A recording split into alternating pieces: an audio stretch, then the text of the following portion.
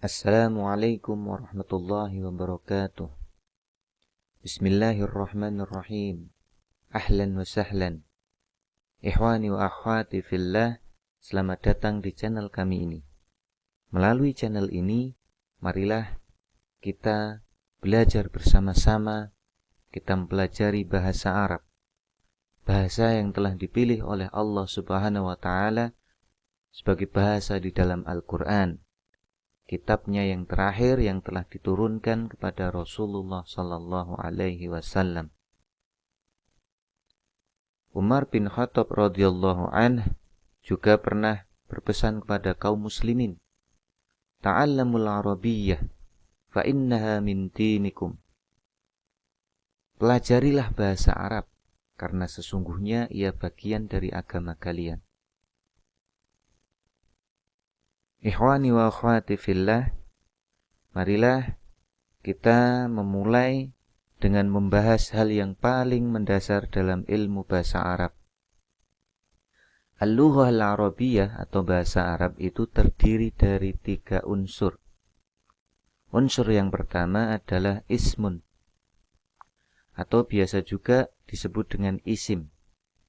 Kemudian yang kedua adalah fi'lun, atau biasa disebut dengan fi'il. Selanjutnya unsur yang ketiga adalah harfun, atau biasa disebut huruf. Kita ulangi, al-lughah al-arabiyyah atau bahasa Arab itu terdiri dari 3 unsur. Yang pertama adalah ismun, yang kedua adalah fi'lun, kemudian yang ketiga adalah harfun.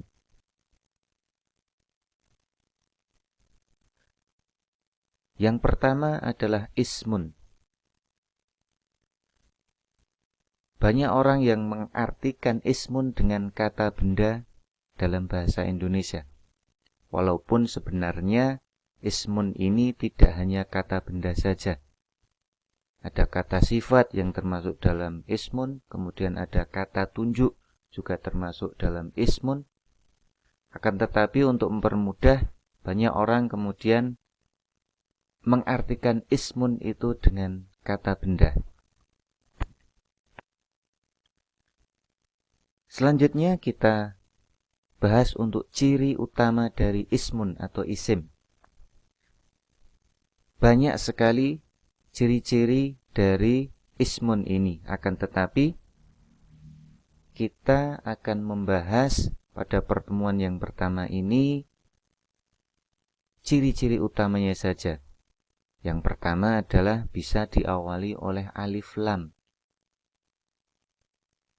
Contohnya, al-kitabu, al-madrasatu, al-maktabi.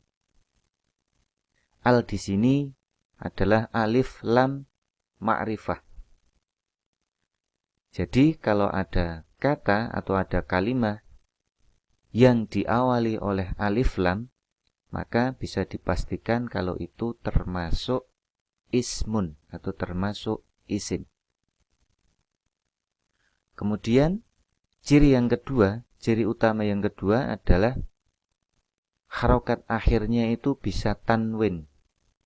Contohnya, kitabun, madrasatan, maktabin.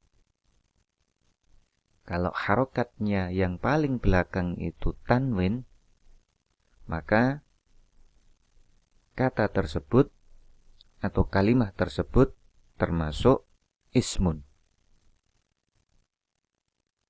Kemudian untuk ciri yang ketiga adalah kalau kata itu adalah nama, baik itu nama orang, nama kota, atau nama negara, atau yang lainnya. Misalnya, Muhammad, Jakarta, Misr, Baghdad, Yogyakarta. Kata-kata tersebut termasuk ke dalam ismun. Masih ada ciri yang lain, akan tetapi akan kita bahas insyaallah pada pembahasan di berikutnya. Kemudian kita coba untuk berlatih mengidentifikasi ismun dalam sebuah kalimat. Yang pertama, Ja'at Fatimah. Ya, ismun yang ada dalam kalimat ini adalah Fatimah, karena dia merupakan sebuah nama. Kemudian yang kedua, Fataha Ahmadu al-Baba. Ya, ada dua ismun dalam kalimat ini. Yang pertama adalah Ahmad. Kemudian yang kedua adalah al-Baba. Al-Bab karena dia diawali oleh alif lam. Kemudian yang ketiga, Yahmilu Jono Kitaban. Ya, ada dua ismun juga di dalam kalimat ini. Yang pertama adalah Jono, karena dia merupakan sebuah nama. Kemudian yang kedua ada Kitaban, karena harokat belakangnya tanwin. Berikutnya, Zahaba Andi ila Solo. Ya, ada dua isim dalam kalimat berikut. Yang pertama Andi, yang kedua Solo. Dua-duanya merupakan sebuah nama. Kemudian yang kelima, Raja'a Salman min Bali. Sama seperti di atasnya tadi, di soal nomor 4, bahwa di sini ada dua ismun. Yang pertama adalah Salman, yang kedua adalah Bali. Selanjutnya kita bahas untuk fi'lun atau fi'il atau kata kerja. Fi'il ini terdiri dari 3 bagian atau 3 golongan. Yang pertama itu adalah al-madhi atau kata kerja lampau. Kemudian yang kedua adalah al-mudhari atau kata kerja sekarang atau yang akan datang. Kemudian yang ketiga adalah al-amr atau kata perintah. Jadi fi'il ini digolongkan berdasarkan waktu kejadiannya. Kalau pekerjaannya itu dilakukan pada waktu lampau, maka dia termasuk dalam al-madhi atau fi'il madhi. Kemudian kalau pekerjaannya sedang dilaksanakan, maka dia berarti termasuk fi'il mudhari. Kemudian kalau dia perintah, maka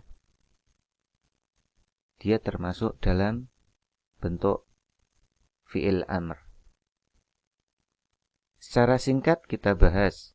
Yang pertama adalah al-madhi, fi'il madhi atau kata kerja lampau. Ada ciri utama yang akan kita sampaikan. Yang pertama adalah harokat yang belakangnya itu fathah. Tentunya ini kita membahas ketika subjeknya atau pelakunya itu masih tunggal. Contohnya adalah dhahaba, alima, hasuna, akrama, doroba. Contoh dalam sebuah kalimat. Dhahaba Ahmad ila syati'il bahri. Dhahaba Ahmad ila syati'il bahri. Ahmad pergi ke pantai. Dhahaba itu bermakna pergi. Yang pergi adalah Ahmad pergi ke pantai. Yang perlu kita pahami bahwa Ahmad ini perginya sudah waktu lampau, bukan sekarang. Karena bentuk yang digunakan adalah bentuk dari fi'il madhi. Kemudian, kalau pelakunya perempuan, maka ada tak taknis di belakangnya atau tak yang mati. Seperti dhahabats, alimats, hasunats, akramats, dorobats.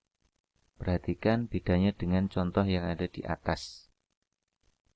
Ketika laki-laki maka dia dhahaba Ketika perempuan, dhahabat, ada tambahan tak ta'nis. Contoh dalam sebuah kalimat. Dhahabat Fatimah ila syati'il bahri. Dhahabat Fatimah ila syati'il bahri. Di sini subjeknya adalah Fatimah. Fatimah pergi ke pantai. Seperti kita sampaikan tadi bahwa Fatimah ini perginya sudah lampau, bukan sekarang. Dan perhatikan fiilnya berbeda dengan yang ada di contoh yang pertama. Contoh yang pertama, ketika subjeknya adalah Ahmad, maka fiil yang digunakan adalah dhahaba. Dan ketika subjeknya adalah Fatimah, dalam hal ini jenis kelaminnya perempuan, maka fiil madinya itu berbentuk dhahabat. Ada penambahan tak ta'nis. Tak di belakang itu namanya tak ta'nis. Demikian video yang pertama dan nanti akan kita lanjutkan ke bagian yang kedua.